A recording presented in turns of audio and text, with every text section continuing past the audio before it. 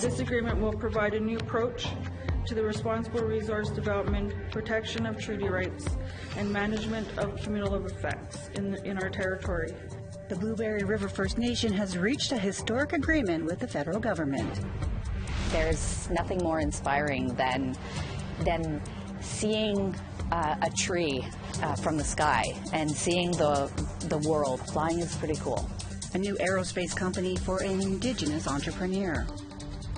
Every time I go to Ottawa and drive on it, it does trigger memories of, his name even being mentioned. So I think it's a very good move forward. A new name for a big roadway in Ottawa.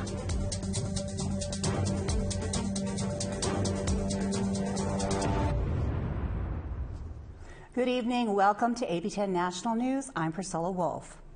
The Blueberry River First Nation and the BC government have reached a historic agreement on treaty rights. The agreement transforms how they will work together to take care of the land and move ahead on future resource projects. APTN's Lee Wilson reports. The province of BC and Blueberry River First Nation signed an implementation agreement in Prince George this week.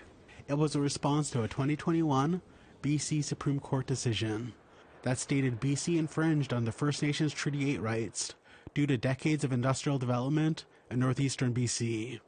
BC Premier David Eby said the province did not want to follow past governments by fighting the decision in court. They believe the path to reconciliation is through negotiation, not litigation. Full partnership and respect is the only way forward for the Northeast and also for our entire province. Not endless court battles, and not short-term transactional relationships. The future lies in a partnership approach to land, water, and resource stewardship. The agreement will include a $200 million restoration fund, which will go towards healing the land from industry disturbances. The First Nation will also receive over $87 million in the next 3 years from revenue sharing agreements from oil and gas projects. It will also place limits on future oil and gas developments and provide land protections. At a press conference, Blueberry River First Nation Chief Judy Desjardins thanked previous chief and council for fighting for their treaty rights and the 7-year-long court case. She said their agreement provides a new path forward. This agreement will provide a new approach to the responsible resource development, protection of treaty rights, and management of cumulative effects in our territory. These changes are positive for everyone in the Northeast and in British Columbia. By working together, Blueberry, the province, and industry, we will be providing a pathway to address cumulative impacts and stability for resource development. Lee Wilson, APTN National News, Kitimat. We want to hear what you think. Here's how to continue the conversation. Send your emails to news@aptn.ca. Leave a comment on aptnnews.ca. You can also find us on Facebook, Twitter, Instagram, YouTube, and TikTok. Follow APTN News to join the conversation and see our latest stories. Peter Cahill was back in court today to learn when he will receive his sentence. In December, he was convicted of killing a Six Nations man, Jon Styres, in 2016. It was Cahill's third trial, where a Hamilton jury found him guilty of manslaughter instead of second-degree murder. Because he used a firearm, he will receive a minimum of 4 years in prison. Family and friends of Styres arrived at a Hamilton courthouse to hear that sentencing will happen on April 12th. Cahill attended virtually from home. He is currently free on bail until sentencing, something that frustrates the family and Styres' friend, Ton. And it's very disappointing that he gets to stay out when, Lindsay and John's daughters and Lindsay herself have to continue on life without John here, and then he took John's life and he still gets to walk free, which is, very hurtful for Lindsay and her daughters and the rest of John's family, along with his close friends. It's a very traumatic loss that we all have endured and continuing to endure during this process. A major road in the nation's capital will be getting a new name. It is currently known as the John A. Macdonald Parkway. Over the past few years, anything bearing the name of Canada's first Prime Minister has seen a lot of criticism because of his role in establishing the residential school system. Annette Francis has more. During the Every Child Matters movement, a sign identifying the Parkway was covered up. Calls from Indigenous groups in Ottawa to change the name have finally been taken seriously because on Thursday, the National Capital Commission announced its intent on making a change happen by September. Should be a conversation and very much led by our Algonquin partners. So that's now what our focus on in light of the decision of the board this morning. And so the intention is to do that over the course of the winter and come back to the board at its June meeting. And we're crossing our fingers that we can get all of these steps done in time to have more of a formal and public renaming process on the Day of Truth and Reconciliation at the end of September. Pikwakanagan Chief Wendy Jocko says it's been a long time coming. Members of her community have been asking for it for years.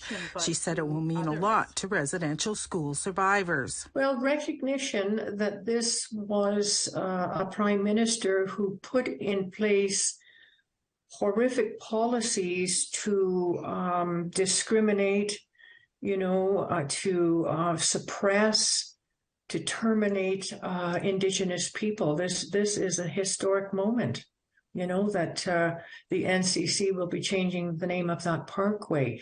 Because quite frankly, every time I go to Ottawa and drive on it, it does trigger memories of, his name even being mentioned. So I think it's a very good move forward. According to the NCC, the goal is to have a renaming ceremony on September 30th to mark National Truth and Reconciliation Day. Annette Francis, APTN National News, Ottawa.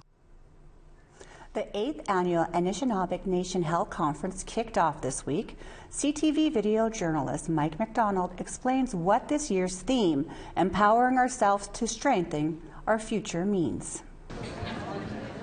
One of the aims of the conference is to explore how Indigenous cultural practices can be better applied to healthcare. Regional Deputy Grand Council Chief Mel Hardy, who oversees the health portfolio for the Anishinabek Nation, says the conference covers a number of health issues currently affecting First Nations. Presentations we're doing on opiates, on diabetes, even on the eye screening and the foot care.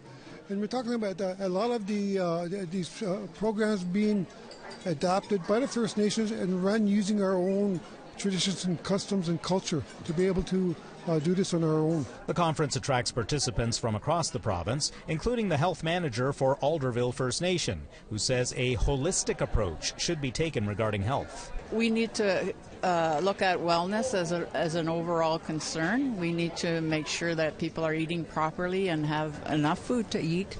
We need to make sure that people are physically active, and we educate and promote good health. Other major topics discussed at the conference include mental health, traditional medicines, ceremony, and language. Well, this is the basis of who we are, is the land, is the connection that we have with the land, the ceremonies, the medicine, the water, as a result of the deep-rooted connection that we, our ancestors, have with that land. Now, it's not for everybody, but people do have the option of using traditional medicines, so it's important that we teach and learn and share. The conference will wrap up with a presentation on food insecurity, as well as a talk on bridging the gap between traditional and modern Western medicine. Mike McDonald, CTV News, Sault Ste. Marie.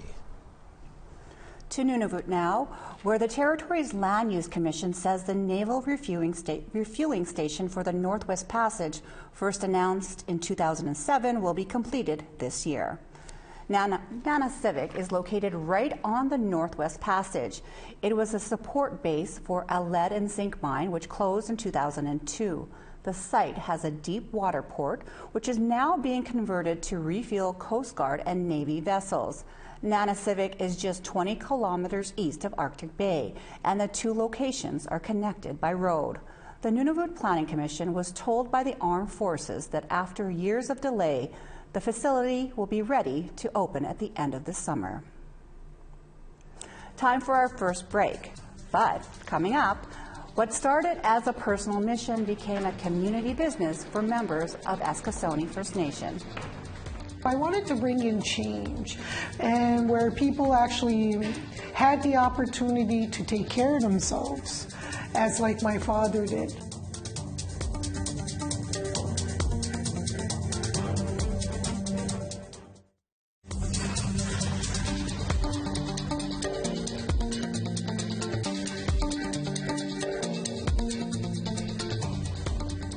A Métis entrepreneur is taking her business to new heights. Tiara Fraser now owns 2 airline companies, and as APTN's Tina House tells us, the sky is the limit.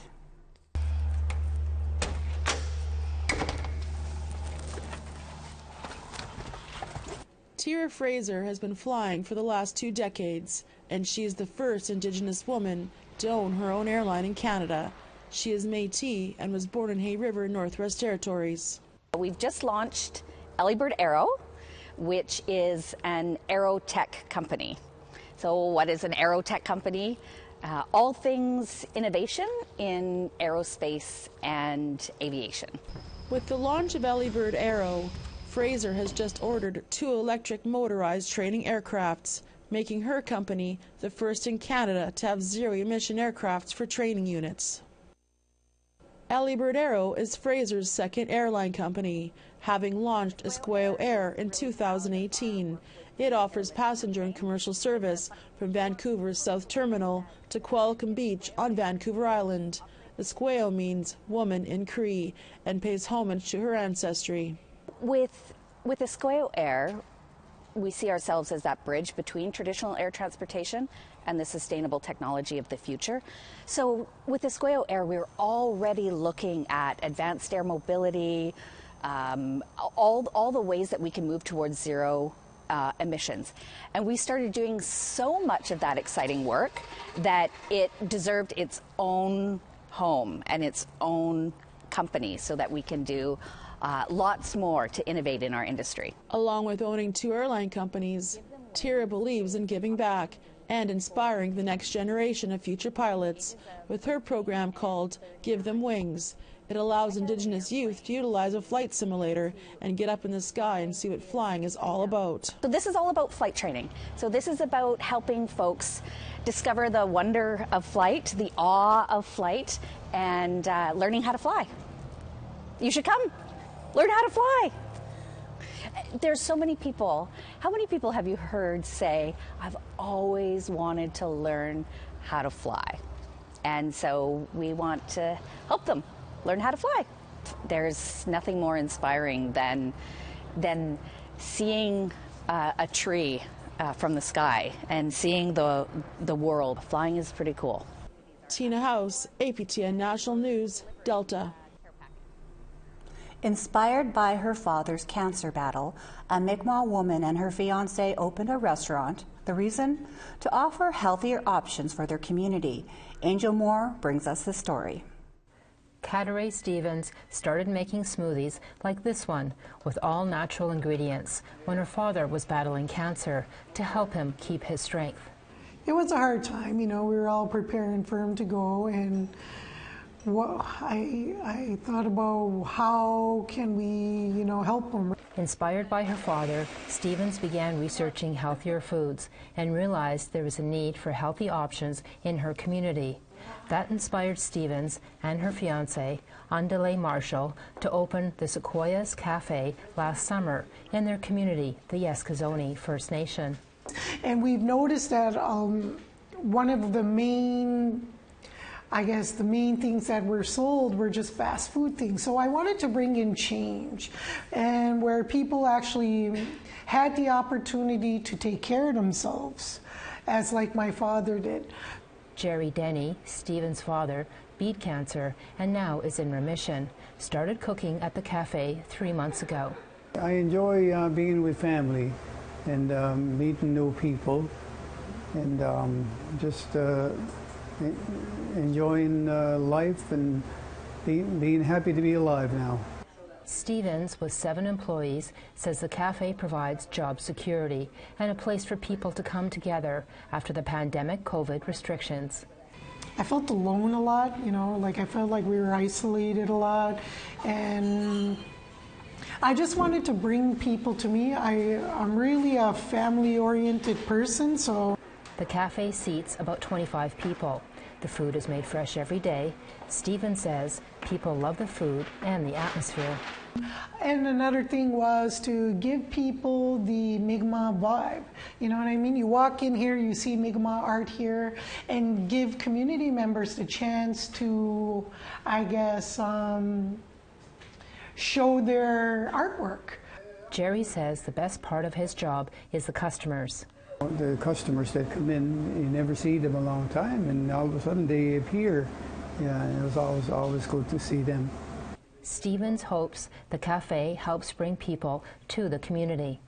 To appreciate how beautiful Eskizoni is, how beautiful our artwork is, how beautiful our people are. So like, I don't really think in a small box. I don't think like it's only business, local money. I think like, how is this going to benefit everyone else? And that's one of my drives, you know, benefiting everyone. So I guess that's the mother in me, you know. Stevens hopes her cafe and smoothies will inspire others to eat healthy foods. Angel Moore, APTN National News, Eskizoni First Nation. It's time for another break. Plus, a long-running Northern Film Festival hits Whitehorse screens and also online. It's a great social experience and a great way to, you know, interact with the world.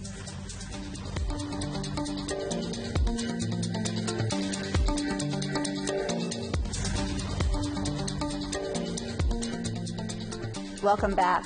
Time now for our photo of the day. Today's photo of the day comes to us from APTN's very own Danielle Granger, who recently beaded this beautiful sunflower, reminding us that there are sunnier days ahead. How are you keeping busy this winter? Whether you are braving the great outdoors, creating art, or spending time with family, we want to see your photos. Email us at share@aptn.ca, and your photo could be our next photo of the day. Now let's take a look at tomorrow's weather forecast. Let's start out east. It's -1 in St. John's and -1 in Charlottetown. It is -10 in Maine and -11 Happy Valley Goose Bay. It is -6 in Quebec City and -3 in Montreal. 0 in Toronto and -1 in London. -5 in Sudbury and -5 in Elliott Lake. -8 in Thompson and -8 in La Pas. -7 in Winnipeg and -8 in Gimli. -2 in Saskatoon, -7 in Estevan. -6 in La Ronge, and it is -8 in Stony Rapids. +2 in High Level and +1 in Grand Prairie. 5 in Calgary and 3 in Edmonton. 5 in Vancouver and 8 in Victoria. It is -6 in Fort Nelson and +2 in Smithers. -1 in Whitehorse and -2 in Watson Lake. -10 in Yellowknife and +1 in Trout Lake. It is -19 in Fort McPherson. -28 in Chesterfield and -27 in Whale Cove. It is -14 in Iqaluit and -38 in Arctic Bay.